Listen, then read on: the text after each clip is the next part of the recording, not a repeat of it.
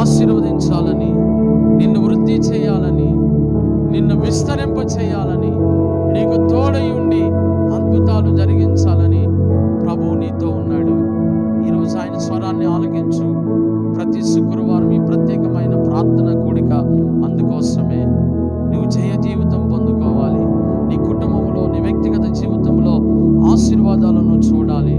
అందుకు నువ్వు చేయాల్సిన పని, ఈరోజు దేవుడు మనతో మాట్లాడి